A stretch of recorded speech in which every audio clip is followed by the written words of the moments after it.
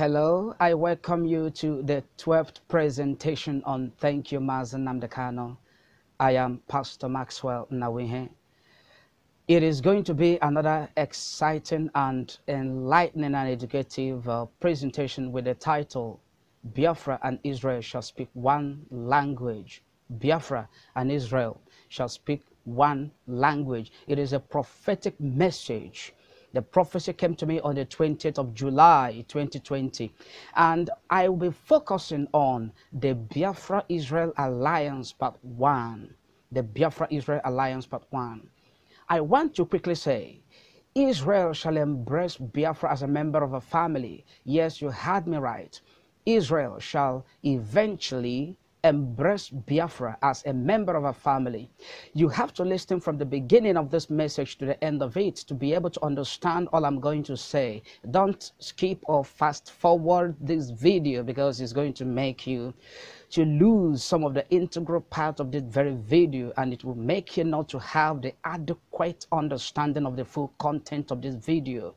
So it's important you listen from the beginning to the end of it.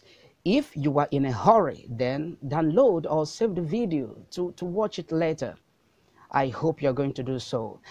I submit that we must sustain the campaign and enlightenment on our Hebraic, Jewish and biblical connections without any equivocation. And believe you me, at the end, Israel shall embrace Biafra as a member of her family. I said it was a prophecy that came to me on the 20th of July, but I've not been able to deliver this very prophecy because within that time, I wasn't really feeling well, and there's been a lot of tight schedules, a lot of demands on the leadership and the ministry here and there, a lot of engagement that I've been begging for my undivided attention, and I have no choice than to pay attention. And now that I'm done with that, I am delivering the prophecy this very day.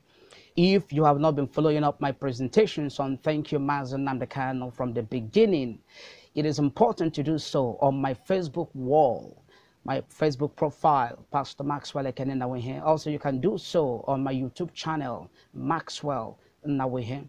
You can also go to www.trackingtimes.co because some of the articles are published on that very platform, trackingtimes.co. You know, trackingtimes.co is a blog site that we publish the raw truth the way it is without any form of adulteration. It doesn't matter who is okay with that. It doesn't matter who is saddened by the raw truth that is being published on trackingtimes.co. Some of the articles are published on trackingtimes.co. And also I want to encourage you to kindly watch the video or share the video wherever you see them. Let the truth continue to reverberate and dominate the space that deception and lies had once occupied until Biafra is fully restored. This is the prophecy. God opened my eyes. I saw Maxwell Nnawuihe as he led a delegation to the government of Israel. In that meeting, he lectured very brilliantly and eloquently educated the government of Israel on the Biafra issues. The message was well received by the government of Israel with a sense of responsibility and commitment as captured in the response of the spokesperson for the Israeli government. Then I saw another meeting within a short period of time after that first meeting, which means that the leadership of IPOB must not give up despite any negative response or responses they may have encountered, if there is, in their Israeli diplomatic front lines, but should continue to engage the government of Israel in fruitful or bilateral negotiations aimed at creating or deepening the Biafra-Israel alliance for the ultimate purpose of unadulterated restoration of Biafra. This is very, very important. Remember, this is just the part one of this very presentation. Some of the prophecy or some aspects or angles to the prophecies, I may not be able to analyze all of them in this very part one. It will be continued. It will be continued in the part two. Now, in the later meeting, That is the second meeting now. The spokesperson of the Israeli government was explaining that in time past, Israel had tried to reach out in order to help Biafra, but encountered opposing and repelling challenges that surrounded the case of Biafra. As a result, Israel was unable to help Biafra at the time. The most outstanding repellent that surrounded the case of Biafra, which the Israeli spokesperson mentioned, were, number one, Biafra's behavioral pattern. Biafra's behavioral pattern. That's the way and manner Biafra behaved in the time past. The kind of behavior the Biafrans or Biafra as a nation was exhibiting in the time past. And number two was the misrepresentation of Biafra. The misrepresentation of Biafra, amongst others. Now, listen very carefully and closely. The spokesperson blamed Biafrans on their behavioral pattern and misrepresentation, which means Israel has been expecting Biafrans to behave in a certain way or cultivate a certain acceptable behavior that is suitable for the Biafra-Israel alliance. Israel expects the Biafra case to be presented to her in a certain way, wrapped in a collection of certain acceptable ideologies that can be seen in the conduct of Biafra affairs. Now, Maxwell Nnawuihe posted the newly designed Biafran, or should I say, the newly modified Biafran flag that has the Star of David on it. That post was made on his Facebook page on the 18th of August. Also remember that I've said that this prophecy came to me on the 20th of July. So the prophecy came before the post was made. And you can also see that, I've said this several times, that Maxwell Nnawuihe is working in perfect alignment with prophetic time frame. He is in order. That post, the newly modified Biafran flag, is in order. Why did I say so? Those of you that have been following me on the Facebook, you will discover, or you will recall, that I made an announcement that I will be speaking on the Biafra-Israel alliance and that I will be giving out prophecies. I made that announcement on my Facebook wall on the 24th of August. Before I even came to know about the newly modified Biafran flag that has the Star of David on it. You know, some of all these things are spiritual. If you are not in the spirit, you cannot understand them. The point I'm trying to make is this. The prophecy came July. There is a manifestation of it with a Biafran modified flag that has the Star of David on it in the month of August. And what does that say? It's pointing to our Jewish and Hebraic heritage. Although there's another prophecy that came on the 23rd, on Sunday the 23rd of August, and you are going to watch a brief clip of that very prophecy. I may not dwell, or I may not say certain things about that prophecy because that is not the focus of this very presentation, but I'm going to watch it. Maybe in subsequent presentations, I may say something about that prophecy.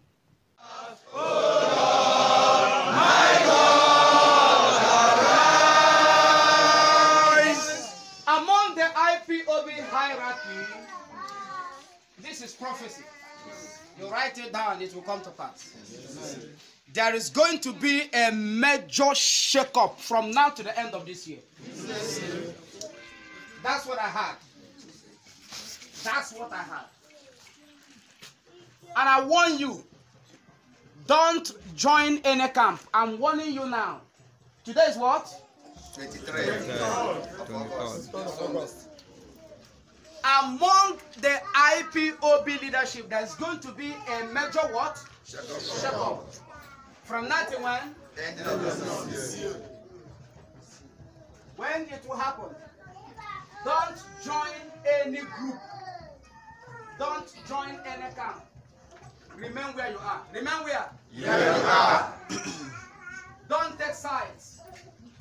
The shake-up will be for good. There is a plan going on, but I cannot reveal it. I've seen this. So, what I'm trying to say is this. What I am trying to say is this. The new Biafra's flag, our Jewish or Hebraic heritage and other biblical historical pointers to our Jewish heritage must not be sacrificed on the altars of sentiments, political correctness, religious convenience, myopic reasoning, and distorted history. If we do away with our identity as a people, our heritage as a people, we will suffer from identity crisis. We cannot run away from our heritage. The same heritage that some of us are trying to pull away from, trying to pull off from, trying to present certain religious issues that has nothing to do with it in the actual sense of it, in the real sense of it.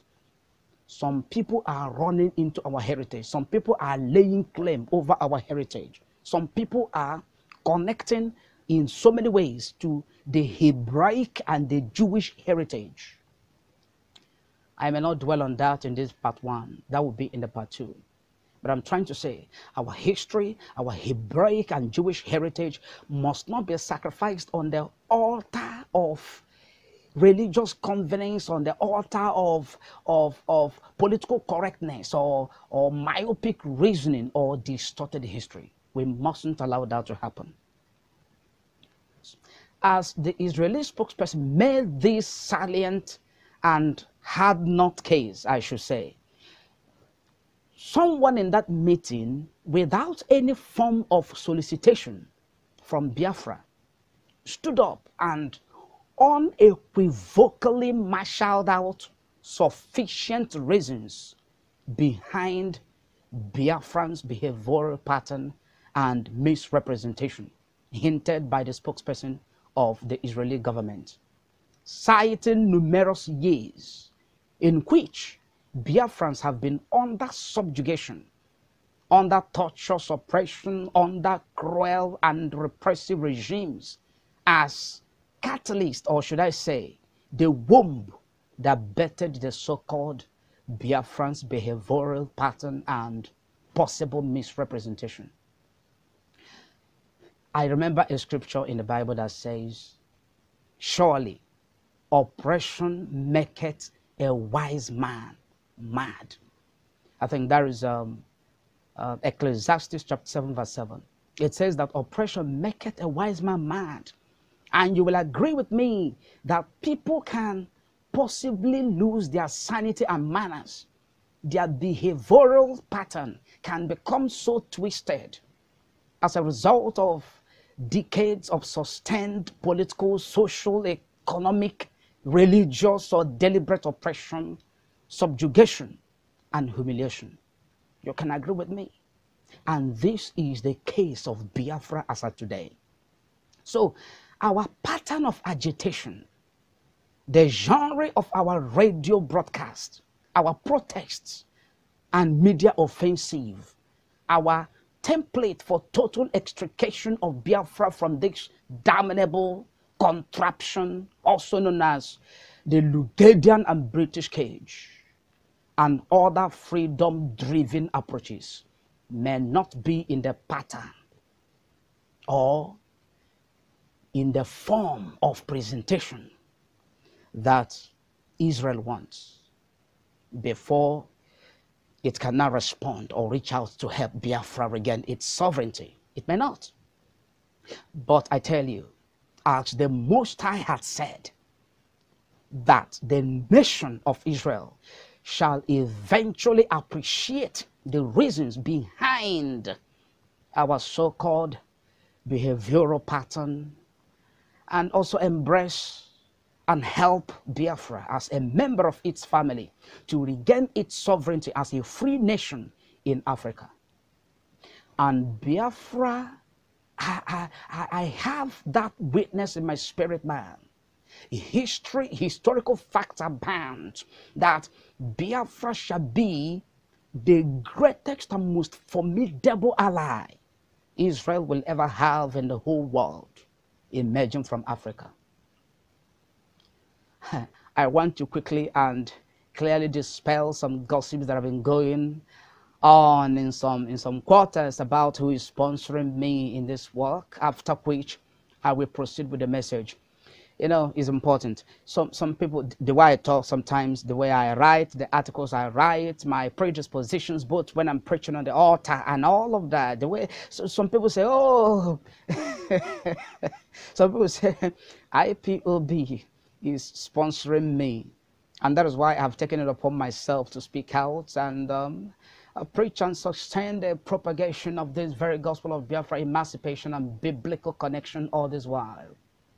But that is not true. It is a bloated fat lie. The leadership of IPOB, be it national or state or LGA or zone or unit, whether in diaspora or Biafra land, is not sponsoring this work that I do for the Most High and Biafra generations.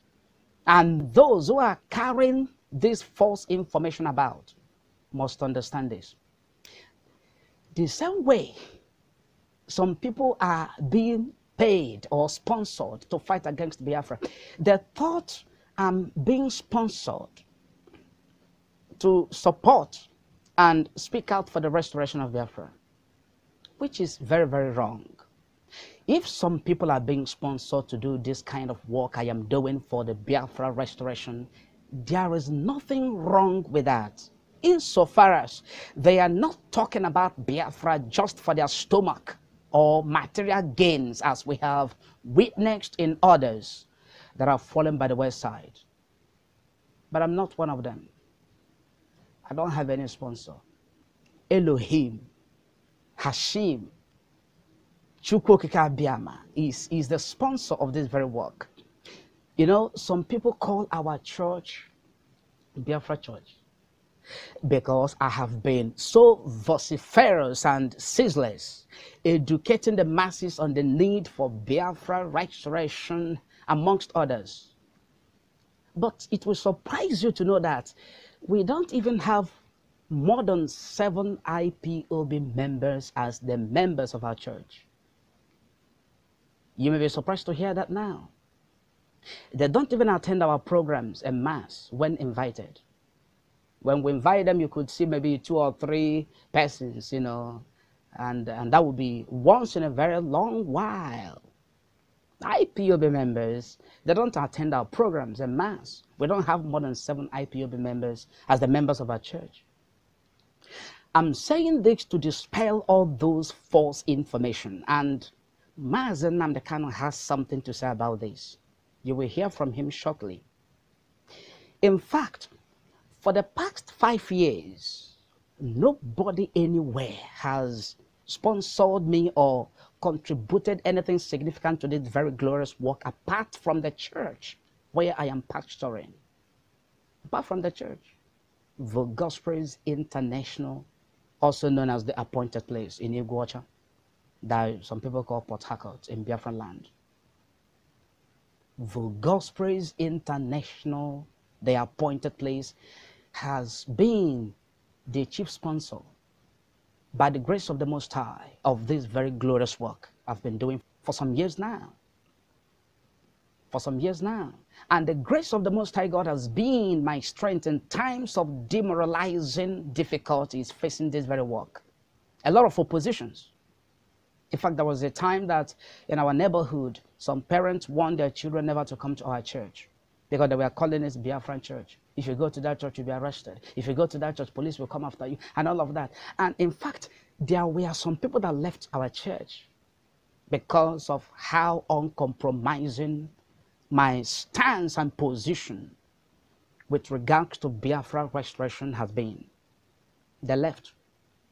But as at now, some of the parents in our neighborhood are the ones now asking their children to come to our church.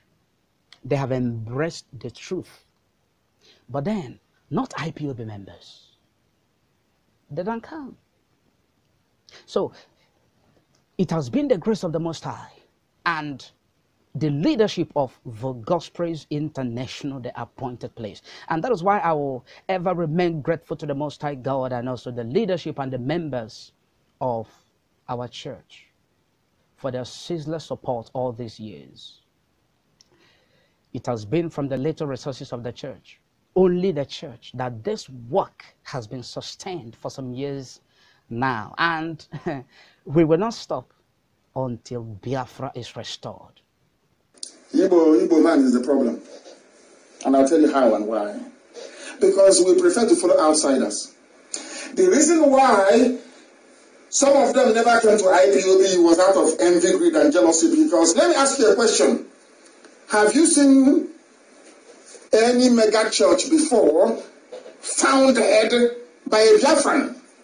Well, I mean mega church that can seat 20,000, 30,000 people. A mobile has been in Uyo for how many years? A mobile in Uyo for how many years? He didn't go to live in Lagos or Abuja or elsewhere. He went to Uyo because he knows his own ancestry is from Uyo, a mobile. The evangelist, the preacher, the man of God. There is no single Biafran, not one soul, that can boast of an auditorium of 20,000 people. But you have Yoruba pastors, even though Suleiman. Do you know why? Because of our envious nature. Oh, let me go to his church now. Tomorrow he'll become a rich man, become big. And then, no, it's better all of us are poor here. Let me go to Yoruba church and give them that money. Or go to Apostle Abdullahi. Did you see the way you reason? As an Igbo person, the same thing held them in America. I spoke to them in 2015. Which are we in now? 2020, 2016, 2017, 2018, 2020. If I were to be, God forbid, a Janjaweed from the north, or maybe a Yoruba person, or maybe somebody from Ghana, hey, you will see how they'll be flocking by now. There is no church owned, no mega bet. We are all in other people's churches. It's a slight detour, but it's very important that we preach this gospel this evening. There are winners in Redeem, in House on the Moon, House on the Rock, everything, all the Yoruba. As I'm talking to Jeremy and Seraphim, Church of God Aladura. I saw it in Abba. Church of God Aladura. Celestial Church or Shofa's Church. We took. Even Christ Apostolic came from them. Assemblies of God Church from the USA, I know that for sure. Direct from the USA into our land. All these things I know. I am asking you, how many of your churches are in Yoruba land? And to make matters worse, these were once Muslims that converted. They saw it's a business, lucrative business. That's how to make money. They abandoned the Quran, picked up the Bible immediately. And today they are multi-billionaires, now controlling you. You are talking about Biafra, you go to these useless churches and they start to tell you about one Nigeria. Let's pray for Nigeria. You become confused. An Igbo man can never follow you. It's better if Nnamdi Kanu we are to be maybe Olubenja or Olufemi. Hey, you see them in America, they will rise up. Anything I want, they'll give me because at least he is not like them, an Igbo person. What's your Igbo? No, it's not possible to follow Igbo. Follow for where? Are you holding jazz? They will come, but Yoruba they will go. Anywhere they will go, Suleiman, Mustafa, Al-Maklid, they will go. They will go. They will immediately they will go. But their own no. Biblical and historical truth about Biafra is a debt I owe this very generation, and I'm paying it because I want to die a free man. I want, by the time I will die, there will be no traces of shackles and engravement of slavery on my identity, on my name, on my children, and things around me that has to do with Pastor Maxwell Nnawuihe. I want to die a free man. That is why I'm doing this work. And I've said it before. It took God 10 years and 10 months to bring me into this ministry. I refused to be a pastor. When the call of God came to me in the year 2005 on the 25th of January, I told God, no, I will never be a pastor. I will never. I kept on arguing and running away until 10 years and 10 months. And since I submitted to this very call, whatever God asks me to do, I do it with every sense of commitment and responsibility that sometimes it appears that there are people sponsoring me. Nobody is sponsoring me. I continue with the prophecy. After this bullet point explanation to the Israeli spokesperson, the message sunk and stuck in his conscience, forming an irreversible decision to embrace and help Biafra as a member of the family of Israel. All this discussion were in one and only language, Igbo language. What does it signify? Oneness. I am not saying that everybody will start speaking Igbo. No, that's not what I'm saying. Before some of you will start reacting and commenting without adequate understanding of what I'm trying to say. It signifies oneness. Remember, the continuation of this very presentation will be in the part 2. Now, question is this. What does Israel want from us? What does Israel want from us? Number 2, what kind of alliance? What kind of alliance does Israel want us to enter as the prospective newest nation emerging from Africa? The next question is this. What behavioral pattern does Israel want us to cultivate, and how does Israel want Biafra to be presented to her? Those questions are directed at the leadership of IPOB, ably led by our indefatigable and formidable prophet of our time, Maxwell Nnawuihe. The questions are seriously begging for answers. It is possible that those questions are being answered in phases by the IPOB leadership before now. It could be the answers have been coming in trickles, or it could be possible that the answers have been coming in phases, stage by stage, before now.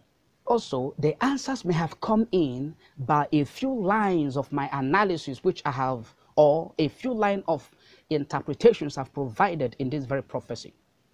But it is important we look at them again, as they clearly underline a very critical and indispensable need for a clearer, precise, and very strong Biafra-Israel alliance of oneness.